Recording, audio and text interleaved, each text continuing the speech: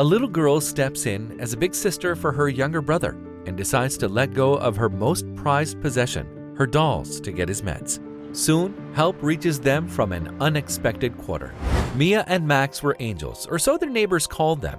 The brother and sister were raised alone by their mother Jennifer after their dad left for his heavenly abode.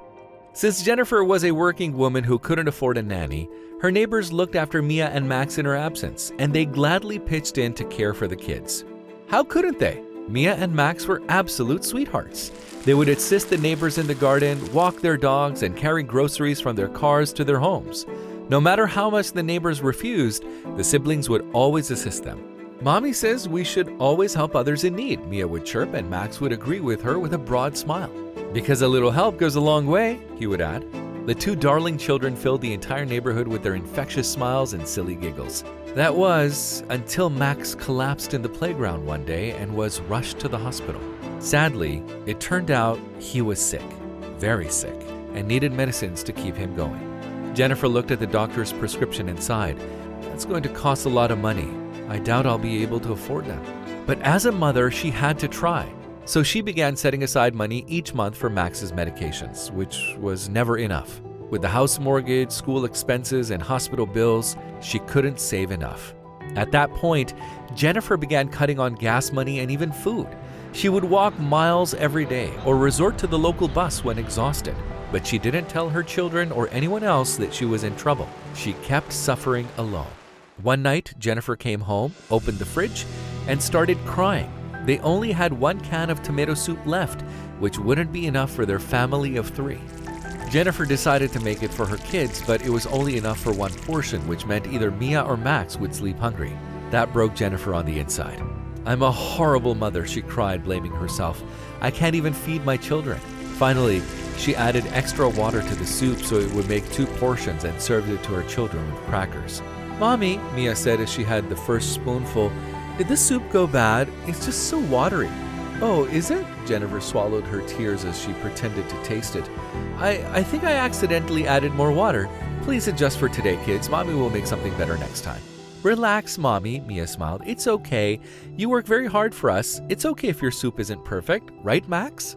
The little boy nodded. "I like it with crackers, Mommy," he said, and the 2 children finished their dinner with the same happiness as any other day. As soon as they left the table after eating, Jennifer burst into tears. She couldn't believe it had all come to this. She'd have to go grocery shopping and use the money she'd set aside for Max's medications. "I'm sorry, children," she sobbed. "I'll cook you a nice dinner. I'm sorry I have to cut on your food." The next day, Jennifer left the bar where she worked as a waitress early, stopped by a grocery store, and shopped for a bag full of groceries. When she arrived home, she was shocked. Mia was sitting in the front yard selling her dolls with a placard beside her that read, "Help us with Max's meds." "Mia," Jennifer cried, "what's all this, honey?" "Mommy?" Mia hadn't expected Jennifer to return so soon, nor did she expect to be caught selling her dolls. "Why are you sitting here with your dolls, honey?" Jennifer repeated herself. "To help Max," said Mia quietly. "I know you can't help Max alone, Mommy. I saw you crying so many times. I had to do something." "Honey, but these dolls are your favorite. Are you giving them up?" "I don't like these dolls as much as Max, Mommy," Mia said sadly. "I wanted to help you because you cry and you are sad. I don't want you to be sad and I don't want Max to be sick. Let's help him together, Mommy." Jennifer burst into tears and hugged Mia. "Oh, darling, my little girl is not little anymore. Thank you for your help, sweetheart, but Mommy will manage, okay, sweetie?